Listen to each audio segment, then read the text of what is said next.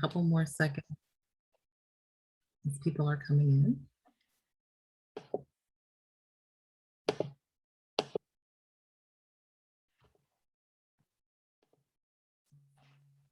Well, welcome everyone. Thank you for joining this evening for our Mentor Monday. I was going to say the final one, but we have one more left for fall.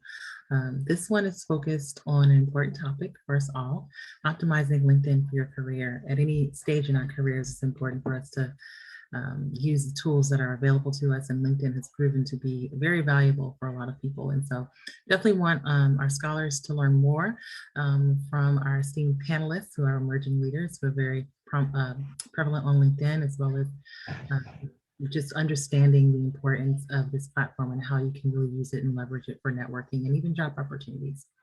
So before we dive into the conversation, I want to introduce you to our moderator and panelists.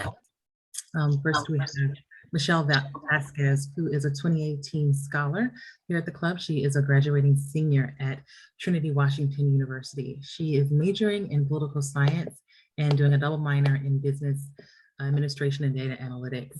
Currently, she is the Student Government Council president at her university, and she's passionate about government policy, advocacy, and finding its intersection with business and serving people.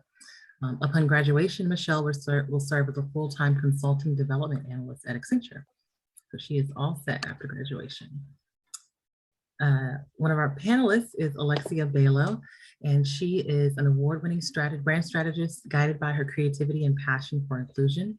Her experience involves solving complex marketing and communication challenges for legacy brands like the Hershey Company, Marriott International, MGM Resorts, and currently Capital One. At Capital One, she leads Corporate Communications Center of Excellence, Insights, and Impact, and her team provides strategic communications counsel, research, and analytics to Capital One's consumer divisions, B2B divisions, and corporate reputation. Her favorite part of her job is advancing workplace inclusivity on behalf of underrepresented groups. Alexia also teaches part-time for Georgetown University's Public Relations and Corporate Communications graduate program. Thank you, Alexia, for being here. And then we have Sarah Senyo. Sarah is a deals partner at PwC focused on mergers and acquisitions, transaction services, and she's been with PwC for 10 years.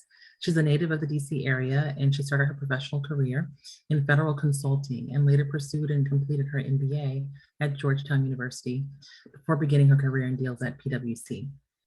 For the firm, Sarah serves as a co-lead for PwC's Black Inclusion Network, which is dedicated to inclusion and advancement for Black professionals. She's also engaged in Women in Deals, which aims to support and grow women in transaction services. Sarah is an economic club emerging leader as well as Alexia. Sarah lives in Maryland with her son and husband. So we appreciate both of you for joining us. And I'll hand it over to Michielle to start the conversation.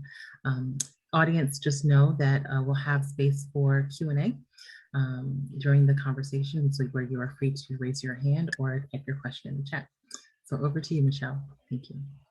Thank you so much, Marissa, and hello, everyone. Welcome to today's Optimizing LinkedIn. I'm super excited. I don't know about you, but I'm excited about today because we're discussing a super important topic and the importance of LinkedIn and how valuable it can be, and just really speaking with our speakers about important tips that our scholars should know and should continue to develop throughout their academic journey, especially with the Economic Club. So I'd like to get into some questions, and like Marissa said, please feel free to drop any questions there as well. So my first question is for Alexia, and then we'll hand it off to Sarah. The question is, what do you use LinkedIn for, and how has it been a valuable tool in your career for learning or networking? Hey everyone, I'm Alexia. I would say I use LinkedIn for a couple of things. And I'd also like to preface this question by saying that I think it's important for everyone to find the unique way that they need to leverage it for their particular career. For me, I think that there's been two distinct I'm hearing a little feedback. I'm not sure if that's coming from my end. Can you guys hear that? I think it was just muted. Oh, okay, perfect. So I would say there's two categories of purpose that I use LinkedIn for. The first is to develop relationships with my colleagues that are in my industry. And the way that I think that you do that is to be a regular content creator, ideally long form content, and also engaging with my colleagues and making sure that I'm commenting or reacting to updates in their careers or content that they're creating.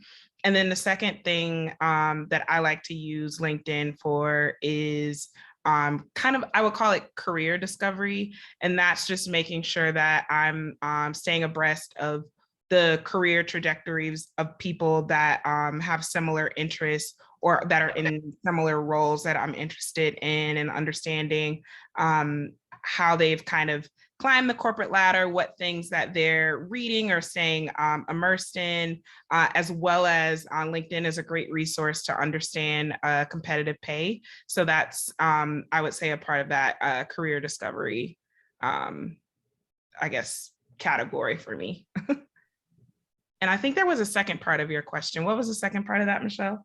How has LinkedIn been a valuable tool in your career for learning or for Yeah, well, I will say I'm a millennial, so I remember when LinkedIn kind of had just become a thing.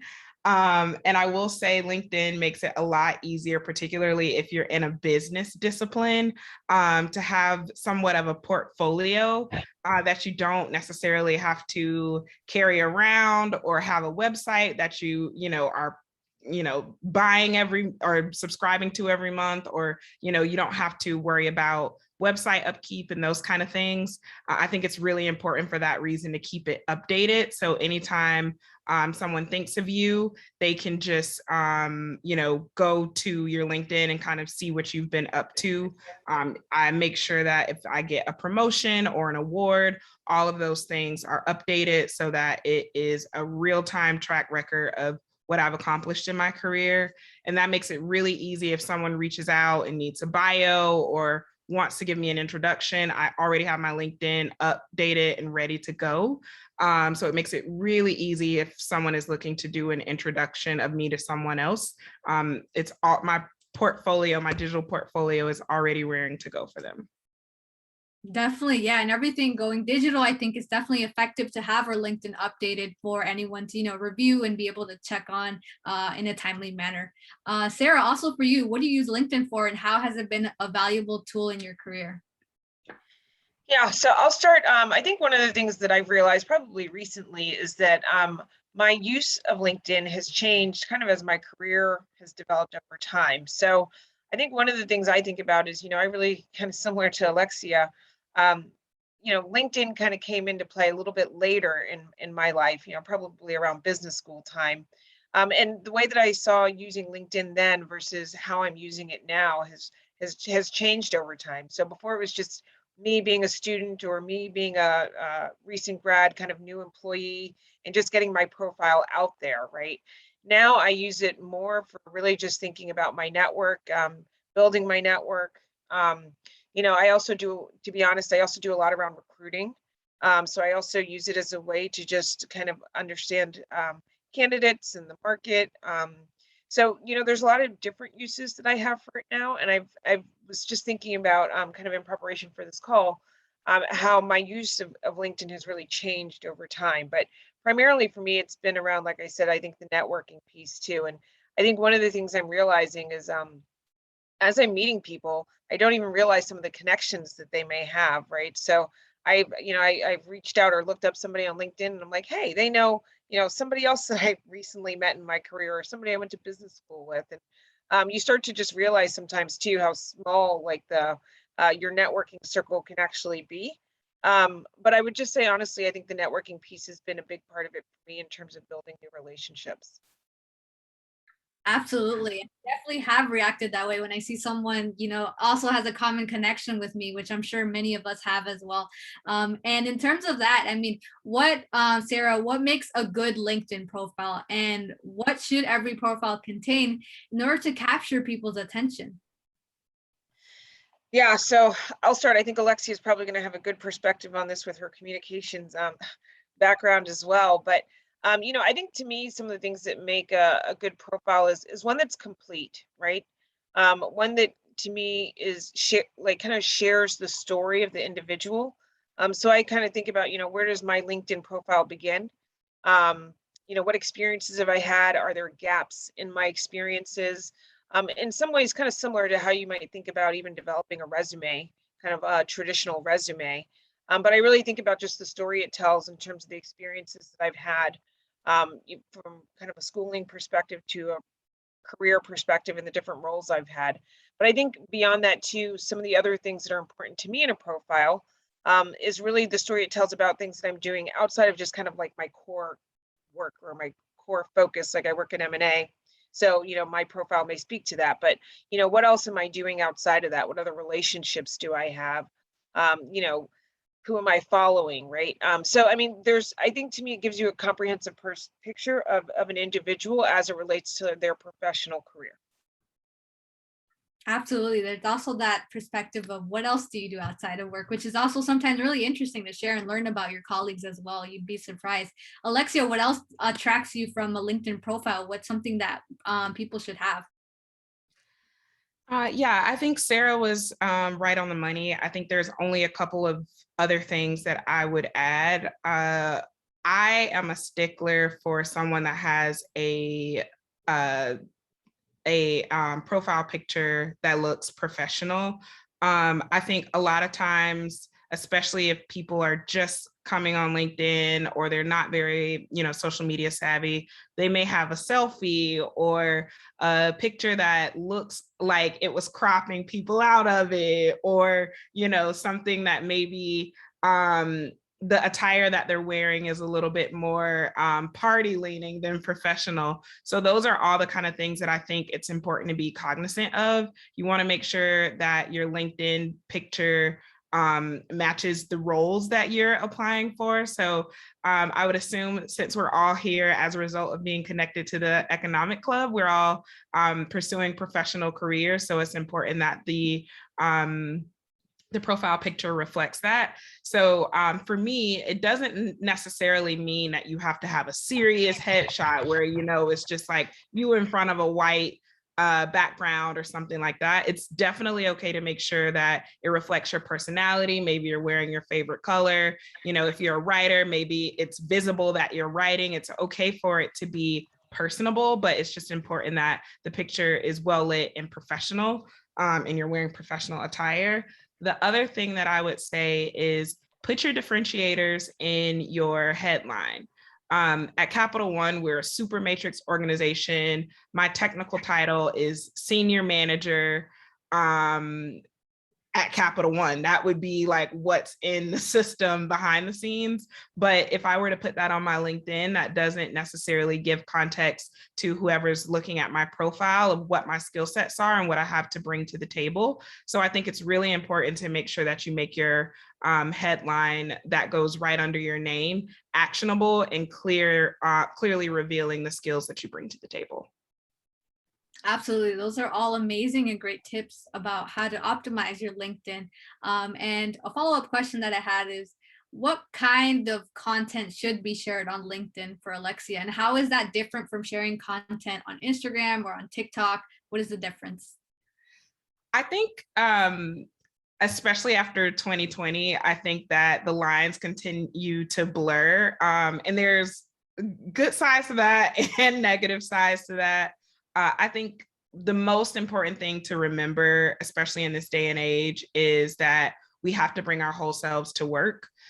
So it's important to show up as a whole human and not a robot. So you don't just need to only post accomplishments or job changes. I think it's also important to kind of reveal how you're navigating through your career just generally. And a lot of that requires interpersonal connections, right? So to kind of take that out of the abstract, a really important thing for me last year was to develop content on LinkedIn that helped other Black professionals figure out how to navigate difficult conversations around the time where we were seeing a lot of violence and death at the hands of police brutality. So I developed a LinkedIn post that showed the email that I sent to my leadership at Capital One, revealing how difficult it was for Black associates to go unnoticed around the time of when we had a heightened sense of police brutality. For other people, it could be as simple as talking about how they deal with mental health, or talking about, you know, how to look good on Zoom as we're working virtually, whatever those things that are your passions or things that you're figuring out how to navigate. I think it's really cool when people share that, no matter what level they are. As you get more senior, there are people that help you develop content that best aligns with whatever's happening in your organization and what are some of the, you know, strategic content. But I think for junior levels, it's important to figure out where's the intersection between your passion and what's happening in your career, and then creating content to support those thoughts on LinkedIn. Absolutely. And I noticed that you mentioned a lot of it is also about creativity and just really sharing your passions to, one, inspire those that are coming right behind you and get inspiration from those that are right above you. So that's also super important. Sarah, what content do you think should be shared on LinkedIn, and how is it different from TikTok? Yeah, I mean, I think Alexia was, you know, spot on. I would just echo that. I think the main thing I would just kind of add to that too is around, you know, being open to share some of the other things that you may be doing, right? So even at PwC, as I mentioned, I'm really involved in recruiting. And so, you know, that's something that I share, or, you know, I may be doing a lot in the local community, right? And so being able to share those experiences too. I think the main thing to me, certainly in terms of like bringing yourself to work, is, you know, always be mindful that this is somewhat of a professional setting or a professional platform at the end of the day. So you should certainly share, you know, the personal side to yourself, but just be mindful, right, that people use it for recruiting purposes. And so when you're posting stuff, you want to be mindful of the impression that you may give. And I always tell people, it's no different than if you met somebody for the first time as well. The impression that that person gives you, right? So you have to think the same thing about how you present yourself to others.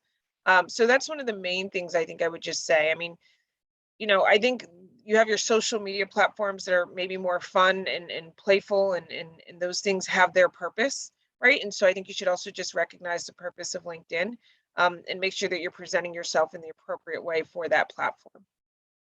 Absolutely. Personal but professional is what I got. My next question for Sarah is, this is from a student actually. So how often should a LinkedIn page be updated for it to stay noticeable? This is a good question. And I think I mentioned, you know, recognizing how at different times when you're changing in your career or your profession or your education, that you may be using LinkedIn differently. I would say to just keep LinkedIn up to date, right? I mean, you check your Instagram, or you check your Facebook, or whatever it is, TikTok, you know, these days. I'm also learning all the social media platforms, but you know, as much as you may check some of those things and make sure that you're staying up to date, I would actually think about LinkedIn in the same way. Certainly as you're going through major changes, you want to make sure that you're making those updates. And I'll admit, you know, I was slower to kind of get really up to speed on using LinkedIn. And, you know, was somebody historically that was just more so using it as, oh, I got a promotion or whatever the case is. Let me go make sure my current role is listed. But in recent years, I've really started thinking a lot more about, okay, well, how do I leverage this platform for really growing my career, and not just presenting kind of one aspect of myself, and maybe just my current role, right? And so I think all the things that we're talking about here are extremely relevant, frankly, not just to all the listeners, but even to myself too, right? As I think about my own career growth and development. So, that would just be kind of, I think, my perspective there. Definitely. Alexia, do you have anything to add on? I would say, I think one of the unique features about LinkedIn is there is a space on your profile where it's clear when you were last active, just because it has like your activity. So even if you don't necessarily have anything to contribute, I think at least making it a goal of every couple of weeks or at least once a month going on and interacting with other people's content, if you don't have anything to share, just so that it's clear to anyone that's frequenting your profile. If they decide to leave you a message, it's likely that you're actually going to see it because you have recent activity on the platform. And for those of you who are a little bit more used to using Instagram or Twitter or TikTok, think about when you go on a friend's profile and you see that they haven't, the last thing they posted was like that black square of June 2020, you know, it's like, okay, they're clearly not like that active. So, you know, you want to make sure that it's clear that you're using the platform regularly, so people are more likely to engage or message you if they have an opportunity or want to potentially collaborate. Absolutely. I definitely think that there's that effect where if you kind of like someone's post, you'll get a like back in LinkedIn. I see it not only Instagram, but also in LinkedIn as well. So I think that that's definitely something, if you want engagement on your posts as well, that's definitely something to consider. And Michelle, yeah, sorry, Michelle, just one other thing on that too is I've also realized that for a lot of people that you meet, that's the only way that they even have to get in touch with you. So I think that's another reason to also just make sure that you're being active, because the number of like messages that I receive through there, because that's really the only way somebody knows how to contact me, you know, can be significant at times. So I would just say, I think from that standpoint too, it's also just good to just stay abreast of your account, your profile, and some of the activity there. Absolutely. I definitely agree with you. And Sarah, I'm also going to ask you, how do you build a network of connection on LinkedIn? I'm sure it's just beyond adding random people on LinkedIn and just clicking connect. How do you actually build a true network? No, it's actually a good question. And I think something that I'm frankly continuing to work on. But I would say this, right? Like, I think when Facebook and some of those things came out, like, you know, somebody wanted to friend you and you friended everybody. You know, I try and be a bit more cognizant of that on LinkedIn, but I certainly recognize the benefit of continuing to build your network, right? So for me, you know, I may go to a conference and meet somebody and say, you know, well, I'll look you up on LinkedIn, right? Before there was business cards and things like that. People still use business cards, so they're still there. But I mean, in some ways, it's kind of become the digital business card, right? So that's one of the ways that I've used it. I think another thing too is, you know, I remember when Facebook came out, I used to sit on there and look at everyone's networks and who they're friends with, right? But I do the same thing now professionally to just understand who's in people's networks, what relationships do they have. You know, I mentioned just kind of the in messaging too. So are there opportunities to message people and have kind of direct connections, or, you know, to kind of leverage the feed as a way of connecting with people too? But, you know, I think one of the things for me is I realized I have a client, and I went on and was looking at their profile and realized that they knew another client that I had worked with before, right? And so that actually in my head made me think, oh, I need to go back to this woman. She's a CIO. And I hadn't spoken to her in a long time. And so it really made me think about, well, geez, how am I maintaining my relationships and my network as well, right? So I think being able to just go on there, think about kind of the people that you're connected with, but then also start to understand who they're connected with too. And what are some of the relationships that you have there? And as you think about kind of your professional and personal growth, how can you maybe leverage your network to continue to build new relationships? Absolutely. Alexia, how do you build a network of connections?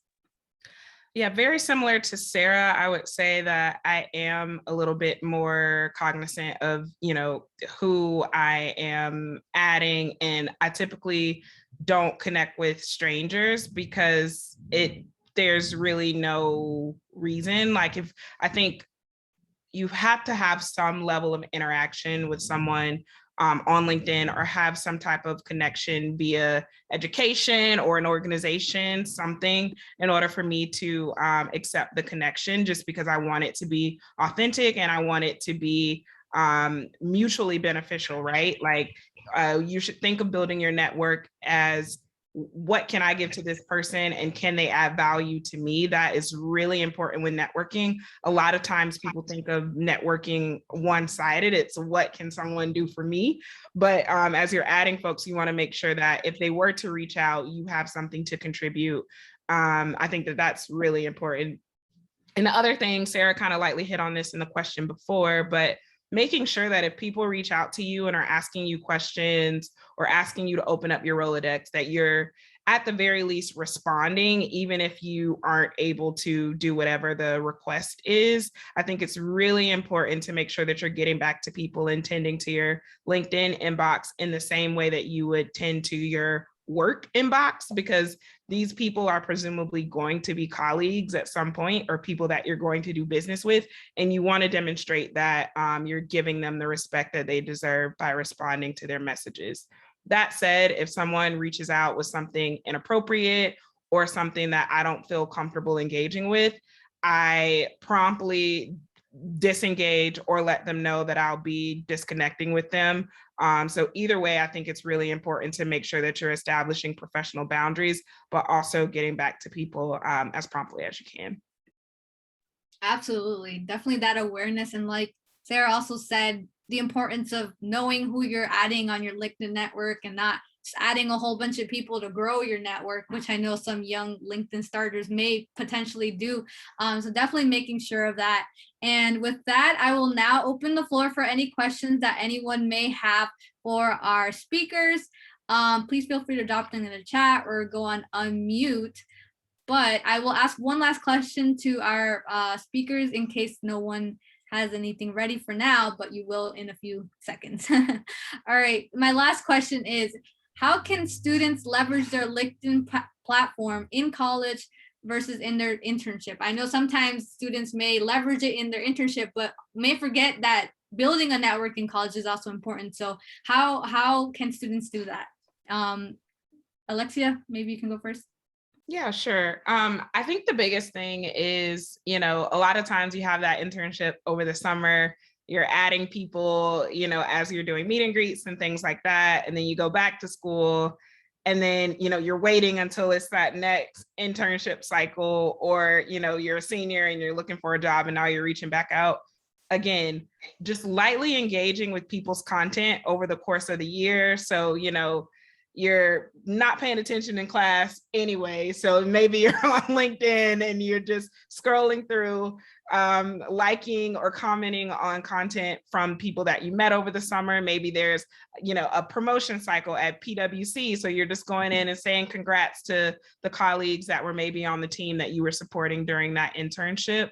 I also think, if you see or you're reading things or learning new things in class that connect with things that you learned in your internship, reaching out to those colleagues and saying, hey, remember when we, were working on a CSR report over the summer? I just learned a new tip, thought I would share it with you. Hope everything is going well. So again, when it's time for that internship, a new internship cycle, or you're looking for a job, you're still top of mind because you're someone that has continued to invest in that relationship. You're not someone that's just reaching out when you need something.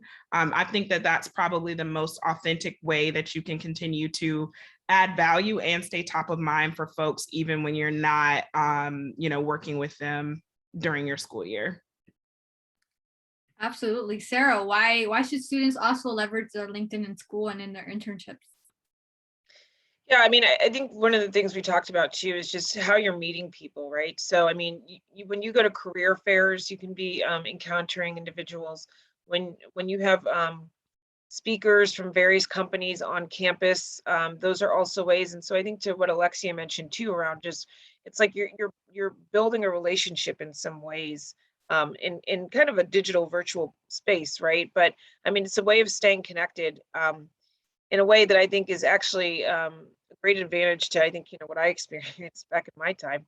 But I would say, in my mind, I think a bit of it is, you are meeting a lot of different individuals. How do you stay connected with them? How do you stay kind of fresh, top of mind? I think the relationship can certainly go both ways. I know right now we're doing a ton of hiring, right? And so being able to post something online as when you're a student and you're looking for opportunities, like those are the types of, posts that you want to see and be aware of. And then I think as kind of just to follow up to the internship experience, I do think that from the people that you meet over the summer, it's ways of staying connected. So I think honestly, what what Alexia hit on was spot on. And, I think another thing just as a student is you can also learn a lot about various companies from the way that they maintain their profiles online too, right? And through LinkedIn. So, what types of things are they posting? We publish a lot of articles, we publish a lot of thought leadership.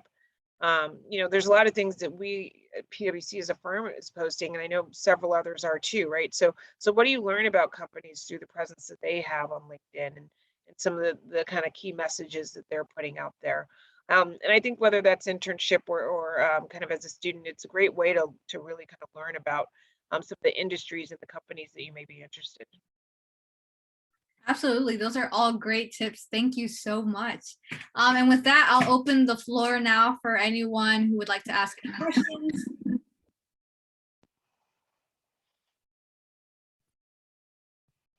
Not sure if someone was off mute.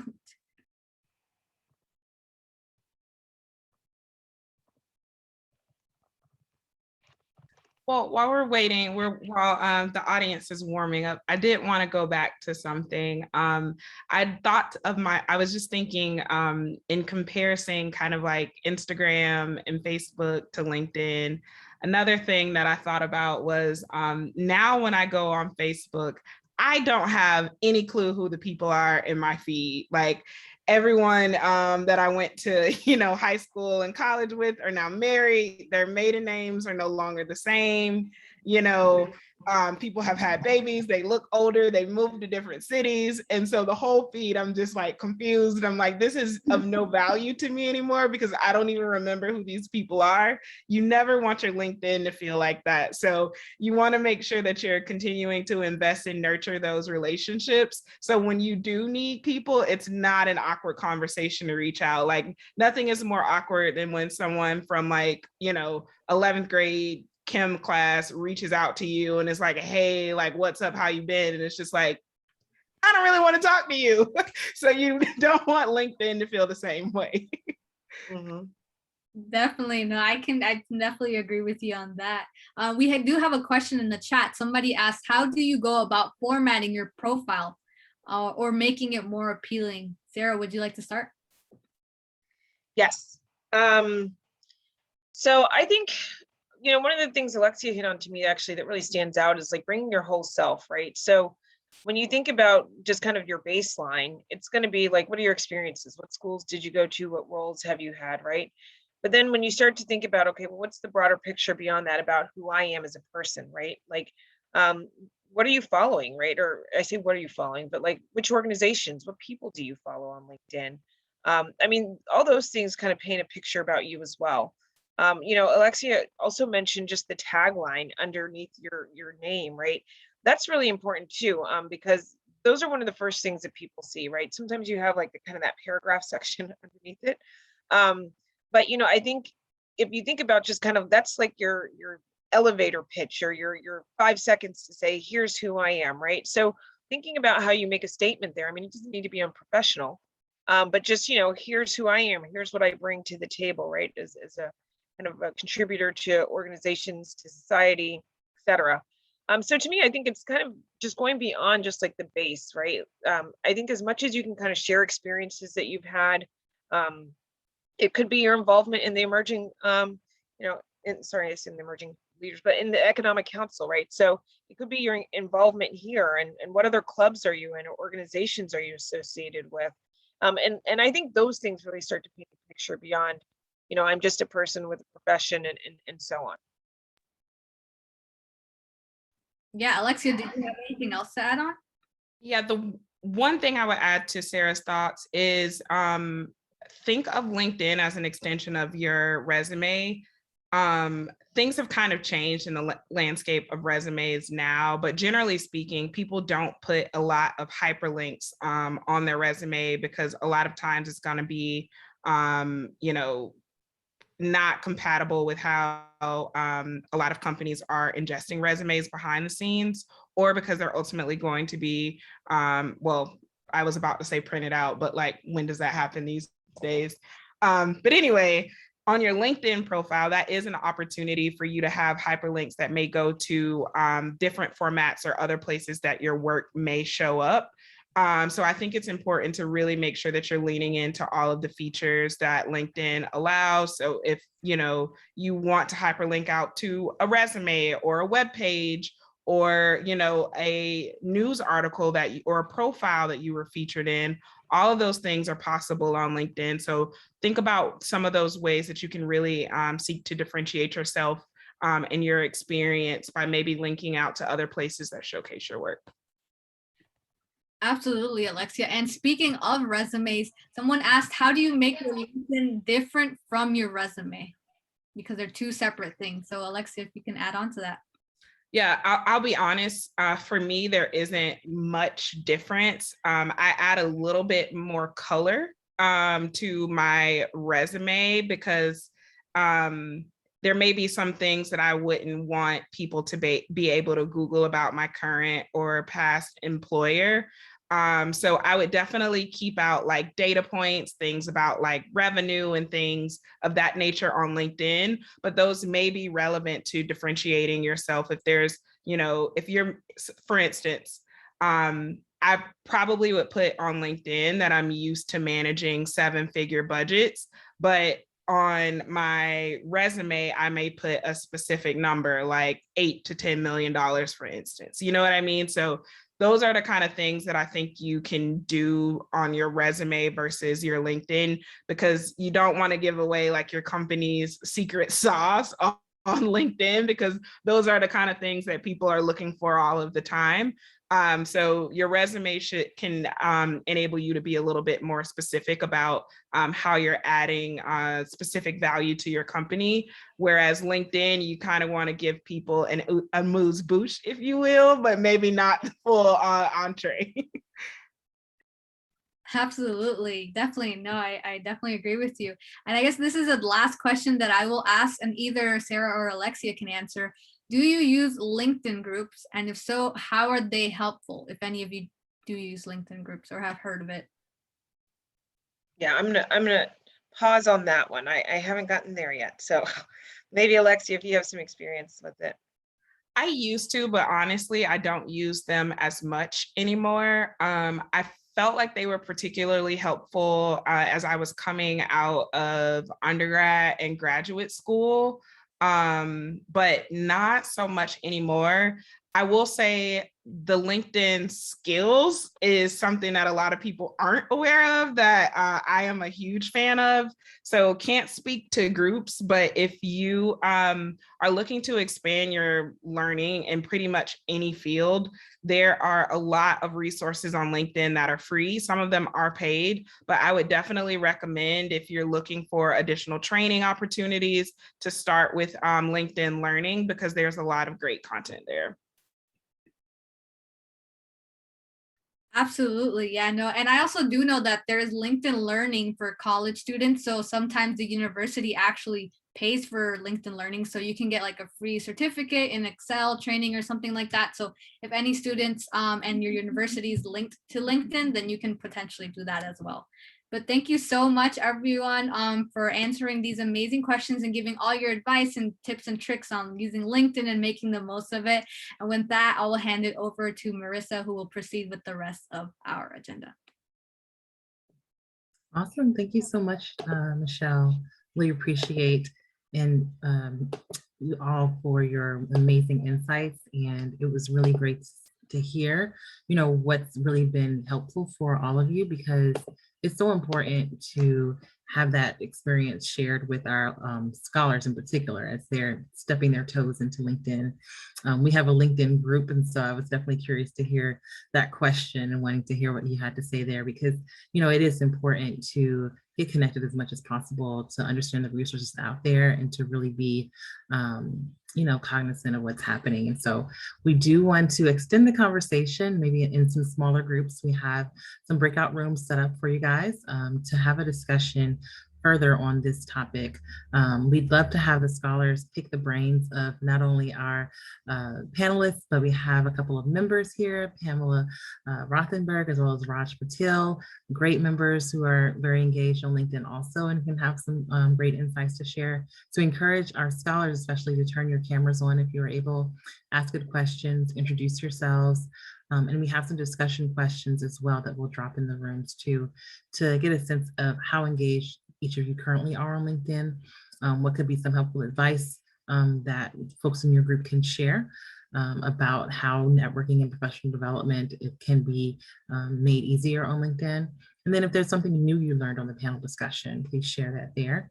And as well as any practices or tips that you plan to take into advice. I know for me, I'm going to start posting a little bit more. I tend to be a little bit less of a social media user outside of Instagram, but I need to do better. So I'll be doing that as well. And so I think we